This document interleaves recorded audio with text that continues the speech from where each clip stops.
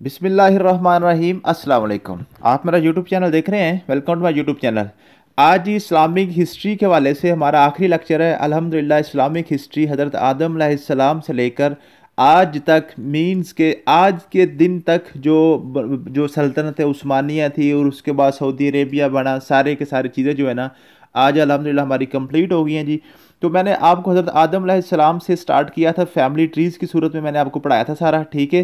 Family trees बनाते बनाते ये जहाँ से जी आपको मैं दिखा दूँ, ये आदम अलैहिस्सलाम से हमने शुरू किया था और फिर हज़रत इस्माइल से आगे नबी करीम सल्लल्लाहु अलैहि वसल्लम का सारा फैमिली ट्री मैंने बनाया। फिर वहाँ से आपको जो है ना जी जो उतबा शैबा और सारे जो है ना हमारे बनु उमैया, बनु हाशिम और बनु अब्बास के हवाले से सारी बातें हो गई थी, ठीक है। नबी करीम सल्लल्लाहु अलैहि वसल्लम की हयात मुबारक के 3 दौर में हमने इसको तकसीम किया था, ईसवी दौर में और उसके बाद ये नबवी दौर में और हिजरी दौर में, ठीक है।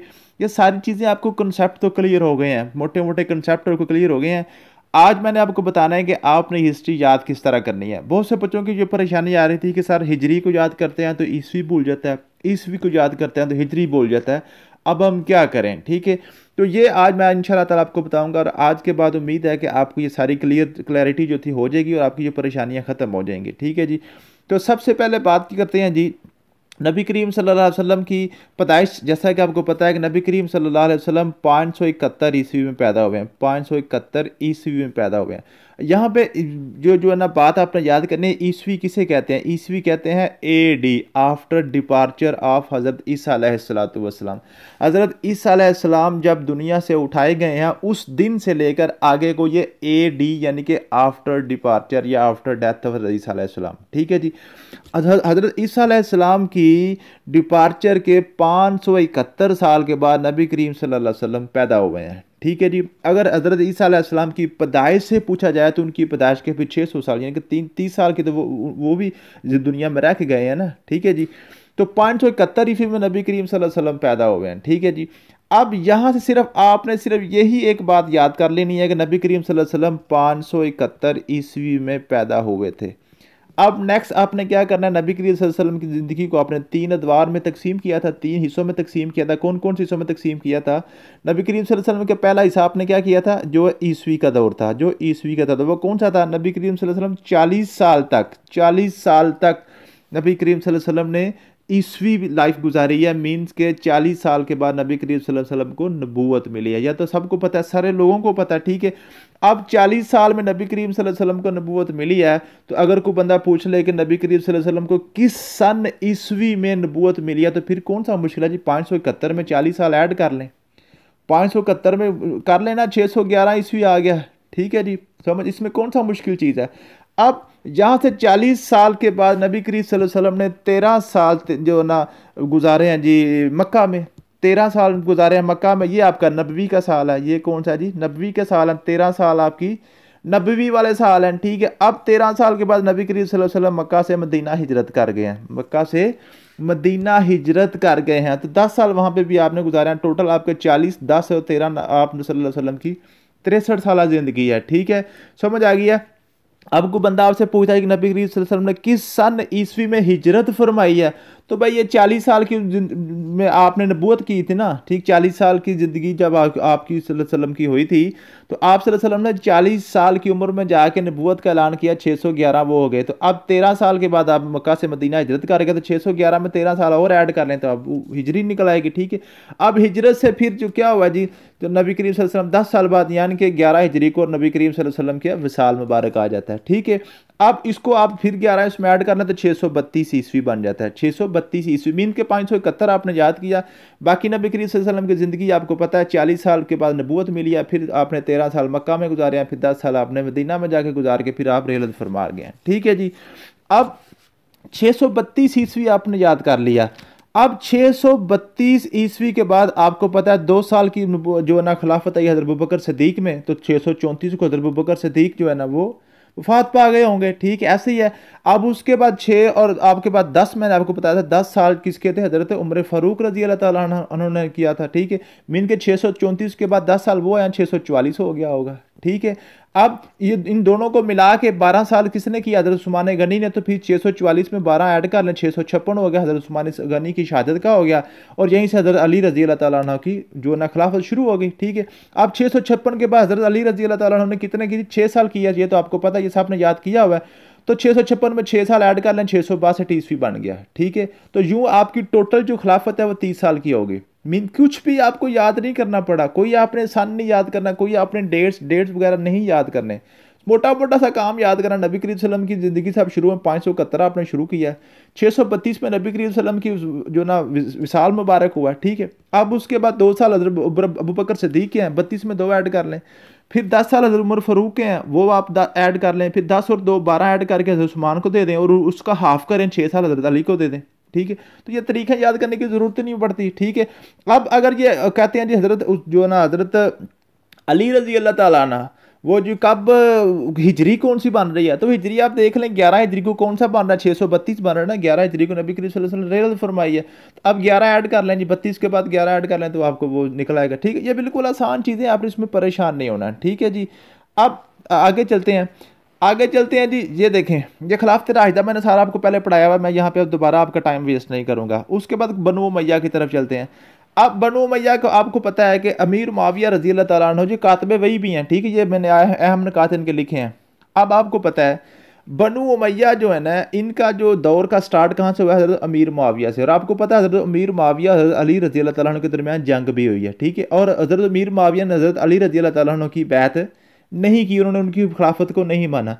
661 से लेकर 750 तक बनु उमय्या का 90 साल दौर चलता है। तो फिर आपने क्या याद करना है? खिलाफत राशिदा कितनी है?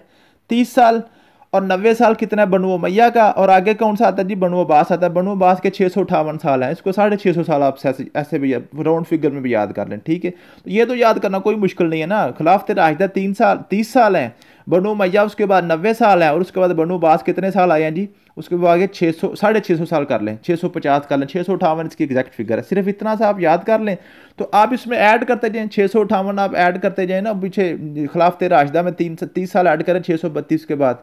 उसके बाद 632 661 पे जा ख़त्म हुआ, तो फिर क्या हुआ जी? बनु उमय्या शुरू हो गया। अब बनु उमय्या का क्वेश्चन क्या पूछा जाता है? ये पूछा जाए कि बनु उमय्या का कुल जो दौरे खिलाफत है वो कितना है जी? उनका दौरे हुकूमत कितने साल है? 90 साल का। कहाँ से शुरू हुआ? 661 से, ठीक। कैसे आपको पता चला भाई? 661 कोई वो खिलाफत ख़त्म हुई है ना, वो खिलाफत राशिदा ख़त्म हुई, आगे बनु उमय्या शुरू हो गया, ठीक है। अब ये कहाँ तक चली है? 750 तक चली है, ठीक, बनु उमय्या, ठीक है जी। तो यहाँ से आपने क्या इनके टोटल कितने साल हो गए जी? 90 साल हो गए। पहला इनका अमीर कौन है? अमीर मुआविया, ठीक है। और अमीर मुआविया जो है ना जी 661 से 680 साल 20 साल तक हुकूमत इन्होंने की है, ठीक है। अब इनके अहम निकात आपने सिर्फ याद कर लेने हैं। कातबे वही थे, नबी करीम सल्लल्लाहु अलैहि वसल्लम की वही भी लिखा करते थे, ठीक है। उसके बाद शाम के गवर्नर भी पहले रहे हैं। हज़रत अली से जंग किया इन्होंने, और कुरान को नेज़ों पर भी चढ़ाया था, ठीक है। हज़रत हसन से अपनी बैत भी करवाई थी, वो मैंने आपको पहले बता दिया हुआ है कैसी सारी कहानी थी, हज़रत हसन ने किस तरह बैत की थी। खिलाफत ख़त्म करके ख़ानदानी बादशाहत की बुनियाद भी इन्होंने रखी थी। क्या किया था? तो पहले क्या होता है? पहले खलीफा देखें ना, आप यहाँ पे थोड़ा सा देखें। नबी करीम सल्लल्लाहु अलैहि वसल्लम बनु हाशिम से हैं। नबी पाक सल्लल्लाहु अलैहि वसल्लम ने अपनी ज़िंदगी में किसको खिलाफत दे दी? बनु तमीम को दे दी। वो हज़रत अबू बकर के पास चली गई ना। हज़रत अबू बकर सिद्दीक़ ने किसको दी? अपने बेटे को नहीं दी, किसको दे दिया? बनु अदी को दे दिया। हज़रत उमर फ़ारूक को चली गई है ना। अब हज़रत उमर फ़ारूक रज़ी अल्लाह ताला ने अपने बेटे को नहीं दी, किसको दे दिया? बनु उमय्या के पास चली गई है, ठीक है। अब बनु उमय्या के पास जब आई है, तो बनु उमय्या वाले जनाब कह रहे हैं जी वो बैठ ही गए हैं, वो कहते हैं जी अब ये हमारा ही हक है, हम अपने ख़ानदान से बाहर ही नहीं जाने देंगे, ठीक है। यहीं पर जना लड़ाई शुरू हो गई, ठीक है। तो अब क्या हुआ जी? बनु उमय्या जो है, बनु उमय्या के अमीर मुआविया ने उन्होंने अपनी ज़िंदगी में ही अपने बेटे यजीद को क्या कर दिया? खलीफा नामजद कर दिया, और उसकी बैत भी कर ली। यहाँ से परेशानी शुरू हो गई कि सभी लोगों ने कहा। अब देखें ना, हज़रत हसन रज़ी अल्लाह ताला अन्हु, मैंने आपको पहले बताया हुआ है, हज़रत हसन रज़ी अल्लाह ताला अन्हु ने ये जंग ख़त्म करने के लिए, मुसलमानों के इख्तलाफात को ख़त्म करने के लिए अमीर मुआविया की बैत भी की है, ताकि मुसलमान मुत्तहिद हो जाएं।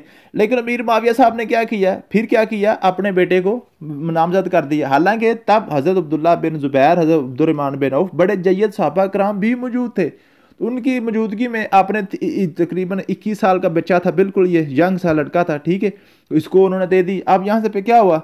बाकी जो हज़रत अब्दुल्ला बिन ज़ुबैर थे, हज़रत हुसैन अलैहिस्सलाम थे, सैयद जो ना नबी करीम सल्लल्लाहु अलैहि वसल्लम के नवासे, अब उन्होंने कहा जी नहीं ऐसे नहीं हो सकता कि आप कैसे नबी करीम सल्लल्लाहु अलैहि वसल्लम से जब चलता आ रहे हैं तो आप ख़ानदानी बादशाह शुरू करने लगे हैं। अब यहाँ से क्या शुरू हो गया जी, फिर जनाब क्या हुआ जी, इख्तलाफ शुरू हो गया। ठीक है, हज़रत हुसैन अलैहिस्सलाम ने यजीद की बैत करने से इनकार कर दिया। अब यजीद जनाब क्या हुआ जी, वो 20 साल के बाद ख़त्म, 680 को यजीद आ गया।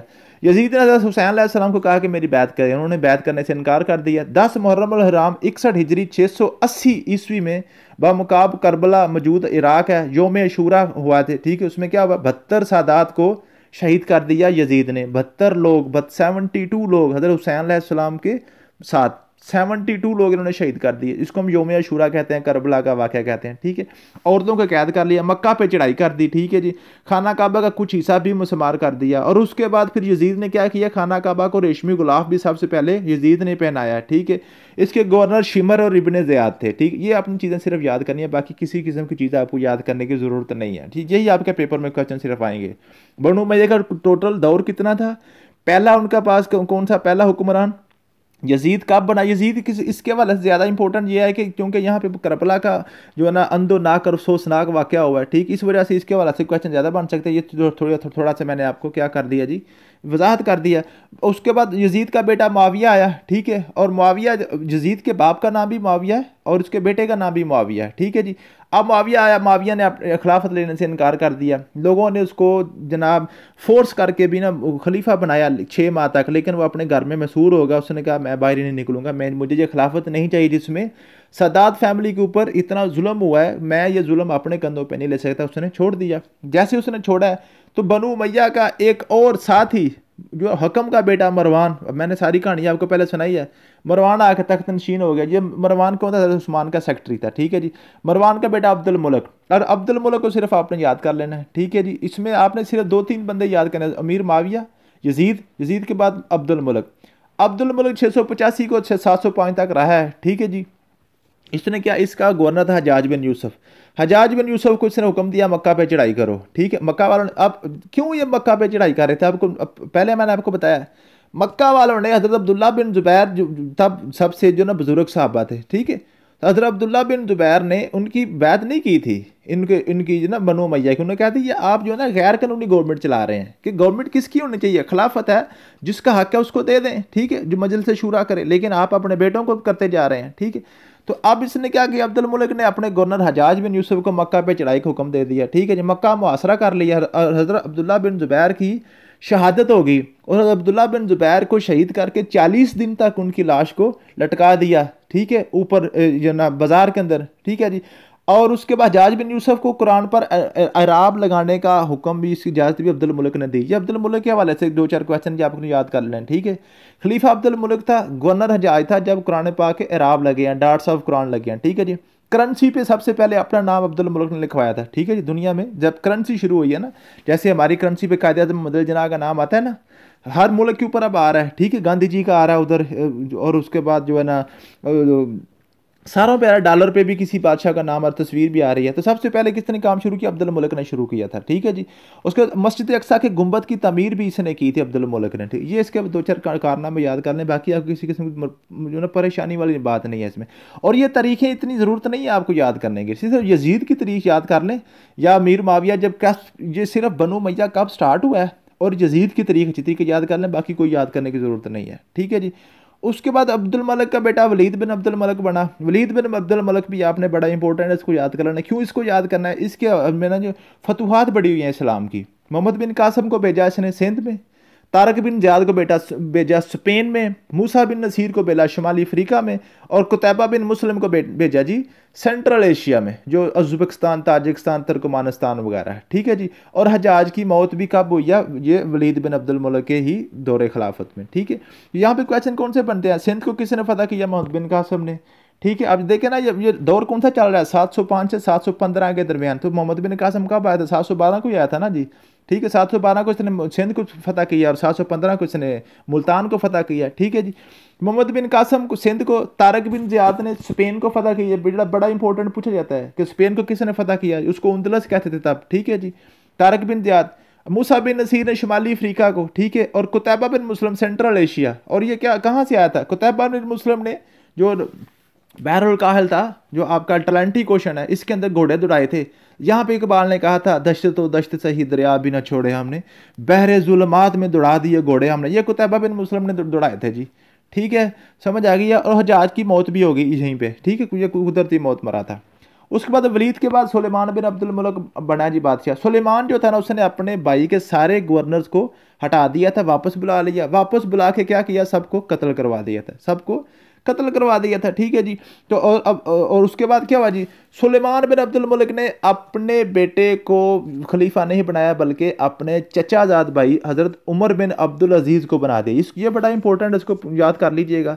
हज़रत उमर बिन अब्दुल अजीज़ को उमर सानी भी कहा जाता है। ठीक है, हज़रत उमर बिन खत्ताब की पोती के बेटे थे ये उमर बिन अब्दुल अजीज़। ये बहुत अच्छे, बहुत नेक, अच्छे हुक्मरान हैं। ठीक है, अच्छी खिलाफत की है इन्होंने। ठीक है, इनको जो पहले मदीना के गवर्नर थे, फिर इनको जो जब खलीफा बनाया गया तो ये उमर सानी भी इनको कहते हैं। ठीक है जी। और इस्लाम के छठे खलीफा भी माने जाते हैं। छठे खलीफा, छठे कैसे, पहले खलीफा अबू बकर सिद्दीक, दूसरे उमर फ़ारूक, तीसरे उस्मान गनी, चौथे हज़रत अली, पांचवें हज़रत हसन और छठे उमर सानी, उमर बिन अब्दुल अजीज़। ये बड़ा क्वेश्चन पूछा जाता है। ठीक है जी। उसके बाद हज़रत उमर बिन अब्दुल अजीज़ ने सारी की सारी जायदाद अपनी अपनी सल्तनत के नाम कर दी थी जब ये खलीफा बने हैं। ठीक है जी। और उसके बाद फिर उमर बिन अब्दुल अजीज़ को भी क्या किया, ये उमैया ख़ानदान ने उनके ग़ुलाम के हाथों में जहर दिलवा दिया, और जहर देकर इनकी भी मौत हो गई। ठीक है जी। ये भी अल्लाह के पास चले गए। उसके बाद ये इनके पास आए हैं यजीद बिन अब्दुल मलिक, हशाम बिन अब्दुल मलिक, वलीद बिन अब्दुल मलिक, इब्राहिम बिन वलीद। ये आपको याद करने की ज़रूरत नहीं है, एंड वाला सिर्फ याद कर ले, मरवान बिन मोहम्मद। इसको मरवान टू भी कहते हैं, मरवान सानी, क्योंकि मरवान पहले भी एक आ चुका है ना ऊपर। ठीक है जी। ये जो जो कहाँ पे था, ये मुआविया के बाद। ठीक है जी। ये मरवान टू भी कहते हैं। ये 750 में 6 साल इसने हुकूमत की है। और अबू जाफ़र अल सफ़ा जो थे ना जी, ये अब कहाँ से आए हैं, ये बनु अब्बास से आए हैं। नबी करीम सल्लल्लाहु अलैहि वसल्लम के चचा थे ना बनु अब्बास। और बनु अब्बास की जो खिलाफत है ना, जो बनु अब्बास की दौरे हुकूमत है, उसका जो सबसे पहले जो बादशाह आए हैं ना, वो अबू जाफ़र अल सफ़ा आए हैं। अल सफ़ा ने बुनियाद रखी है बनु अब्बास की। ठीक है जी। मरवान की हुकूमत यहाँ पे ख़त्म। ठीक है जी। बनु उमैया की हुकूमत का खात्मा हुआ। अब कौन से शुरू हो गए हैं जी, बनु अब्बास शुरू हो गए हैं। ठीक है, ये साथ साथ सिर्फ स्टोरी की तरह याद करते जाएं, किसी में परेशानी वाली बात नहीं है। सबसे पहले हज़रत आदम अलैहिस्सलाम से आगे चलते चलते हम कहाँ पहुँचे थे जी, खुलफाए राशिदीन तक। नबी करीम सल्लल्लाहु अलैहि वसल्लम के दौर 63 साल ज़िंदगी आपने सारी पढ़ ली 3 हिस्सों में। फिर खिलाफत राशिदा पढ़ ली, फिर बनु उमैया 90 साल, और उसके बाद हम पे क्या पढ़ेंगे, बनु अब्बास। ठीक है, ये सिर्फ आप फिंगर टिप्स पे सिर्फ चीज़ें याद करते जाएँ। बनु अब्बास 658 साल। ठीक है, 750 में वहाँ पे ख़त्म हुआ। 750 से 1258 तक ये बनु अब्बास चल रहे हैं। ठीक है, लेकिन बनु अब्बास भी जो है ना, ये सिर्फ 150 साल पहला जो इनका है ना, ये इनका अच्छा गुजरा है। बाकी इनके भी जो खलीफा थे बिल्कुल कमज़ोर हो गए थे, नाम नेहाद खलीफा रह गए हुए थे। ठीक है जी। तो सबसे पहले अबुल अब्बास अल सफ़ा जो है ना जी, अबुल अब्बास इनको कहा जाता है। क्यों, जो बनु अब्बास के अबाउजदाद है ना, बनु अब्बास जहाँ से शुरू हुई है हुकूमत, ये अल सफ़ा से शुरू हुई है। ठीक है जी। अबुल अब्बास अल सफ़ा 750 से 754 4 साल तक ये रहे हैं, बाद में फौत हो गए। ठीक है जी। उसके बनु उमैया की नस्ल कशी, नस्ल लिखा गया, नस्ल लिखना था। ठीक है, नस्ल कुशी इन्होंने की थी, चुन चुन के सारे बनु उमैया की पूरी नस्ल को उन्होंने ख़त्म कर दिया था, मार दिया था। यहाँ तक इन्होंने कहा था कि बनु उमैया की जो कब्रें हैं ना, कब्रों को भी मुसमार कर दो, कब्रों को भी ख़त्म कर दो, जो कब्रें उखाड़ उखाड़ के ख़त्म कर दो। बनु उमैया की नस्ल ख़त्म कर दी इन्होंने। लेकिन क्या हुआ था कि एक जो शहजादा था ना बनु उमैया का, अब्दुर्रहमान, वो भाग गया था स्पेन। अब आपको पता है स्पेन कहाँ पे, स्पेन की किसकी हुकूमत थी, ये यहाँ पे देखें ज़रा। मैंने आपको क्या बताया, वलीद बिन अब्दुल मलिक ने स्पेन को फतह करवाया था, किसके, तारक बिन ज़ियाद थे। अब वहाँ पे किसकी को गवर्नमेंट थी, बनु उमैया की। तो अब्दुर्रहमान वहाँ पे भाग गया था, वहाँ पे चला गया स्पेन में। ठीक है, अब स्पेन में जाके गवर्नमेंट अब्दुर्रहमान ने शुरू की, और बनु अब्बास की जो हुकूमत है, जो उनकी खिलाफत है, उसके अंदर आलम इस्लाम में जो है ना, बनु उमैया की गवर्नमेंट कहाँ पे रही है, स्पेन में। इधर बनु अब्बास की गवर्नमेंट फिर जो है ना स्पेन में नहीं बनी, स्पेन में सिर्फ किसकी रही है, बनु उमैया की रही, क्योंकि इनका शहजादा ये अब्दुर्रहमान उधर भाग गया था। ठीक है जी। और उसके बाद ये आपको पता है, ये जो आपका है ना जी बनु उमैया का जो कैपिटल था ना, जो दारुल हुकूमत था, वो उनका शाम था, दमिश्क। ठीक है जी। इन्होंने क्या उसको चेंज करके कहाँ पे ले आए, बगदाद ले आए। कहाँ पे ले आए जी, बगदाद में ले आए। कूफा पहले हुआ, उसके बाद बगदाद आ गया। ठीक है जी। उसके बाद जो है ना अबुल सफ़ा का भाई, फिर अल सफ़ा का भाई बना मंसूर, अल मंसूर, अल मंसूर, ठीक है। अल मंसूर जो था ना 754 से 775 तक 22 साल तक इसने गवर्नमेंट की है, और इसने तलीमी मैदान में कामयाबी काफ़ी की है, ठीक है। अब ये याद रखिएगा जब जो बनु बास हैं इन्होंने एजुकेशन के ऊपर बहुत ज़्यादा जोर दिया था। एजुकेशन, जितने भी ख्वारज़मी, जाबर बिन हयान, अल किंदी, जितने भी बड़े बड़े नाम आप सुनते हैं ना मुस्लिम साइंटिस्ट के सारे बनु बास में आए थे। नेक्स्ट आ रहे हैं आगे, आपको पता चल जाएगा, ठीक है जी। तलीमी मैदान में नुमाया कामयाबी हासिल की थी, पोस्ट ऑफिस का क्याम किया था, ठीक है जी। इमाम जाफ़र सादक को जहर दिया था इन्होंने जी, अल मंसूर ने। इमाम जाफ़र सादक नबी करीम सल्लल्लाहु अलैहि वसल्लम के जो हज़रत अली की जो है ना नस्ल में से आ रहे थे ना, कि ये इनकी भी जो ना सदात फैमिली से नहीं बनी, इनकी भी अबू जाफ़र अल मंसूर की जो ना सदात फैमिली से इनकी भी नहीं बनी, ठीक है जी। जो नबी करीम सल्लल्लाहु अलैहि वसल्लम का ख़ानदान था, जो हज़रत अली से चल रहे थे। हज़रत इमाम जाफ़र सादक को जहर दे दिया गया, ठीक है जी। और इमाम अबू हनीफ़ा को कैद कर लिया था इन्होंने, अल मंसूर ने, ठीक है। अल मंसूर के बाद अल महदी इनके बेटे बने जी, अल महदी। अल महदी जो है ना जी 775 से 785 तक गए हैं, 10 साल, ठीक है। इन्होंने कैदी रिहा कर दिए थे और अहले बैत से तल्लुकात ठीक कर लिए थे। अल महदी जो थे ना, इन्होंने अहले बैत से तल्लुकात ठीक किए थे, ठीक है। उसके बाद क्या हुआ जी, अल हादी बना जी। अल महदी का जब भाई अल हादी जब बना 786 में, तो बनते ही इसको जहर दे दिया गया और ये फौत हो गया, ठीक है। इस ये बिल्कुल थोड़े दिन ही रहा है, ठीक है। उसके बाद आ गया जी हारून रशीद। हारून रशीद ने 786 से 809 तक बड़ा अच्छा काम किया, बड़े ज़्यादा काम किया हारून रशीद ने तलीमी लिहाज से। तलीमी मैदान में सबसे ज़्यादा रिसर्च वर्क इन्होंने करवाया जी। इंटरनेशनल रूम की ट्रांसलेशन के लिए अल हिकमा का इदारा काम किया था, ठीक है। जाबर बिन हयान जो है ना, फादर ऑफ केमिस्ट्री, वो हारून रशीद के दरबार में ही रहते थे, हारून रशीद के दरबार के ही रिसर्चर थे, ठीक है जी। उसके बाद उनके बेटे बने मामून रशीद। मामून रशीद जो ना 809 से 833 तक रहे हैं, ठीक है जी। वो फादर ऑफ अल जबर अल खवारजमी और अल किंदी, जो अल कुंदी को पढ़ता है, इसको कोई अल किंदी पढ़ता है, फादर ऑफ फिलासफी, ये भी इनके दरबार के रिसर्चर थे, ठीक है। बाप के रिसर्चर कौन थे? वो थे जाबर बिन हयान, और बेटे के रिसर्चर कौन से हैं? अल खवारजमी और अल किंदी, ठीक है। और इन्होंने भी इमाम अहमद बिन हम्बल को कैद कर लिया था, ठीक है। ये जो ना बनु अब्बास वाले, इनका मजहबी लोगों से इतना नहीं बना, ठीक है। इनका किसके साथ बना है? रिसर्चर, ये दुनियावी उलूम के हवाले से, साइंस के हवाले से इन्होंने बड़ा काम किया, ठीक है जी। इमाम अहमद बिन हम्बल को इन्होंने भी कैद कर लिया था। अब इनके बाद बने अल मोतसिम।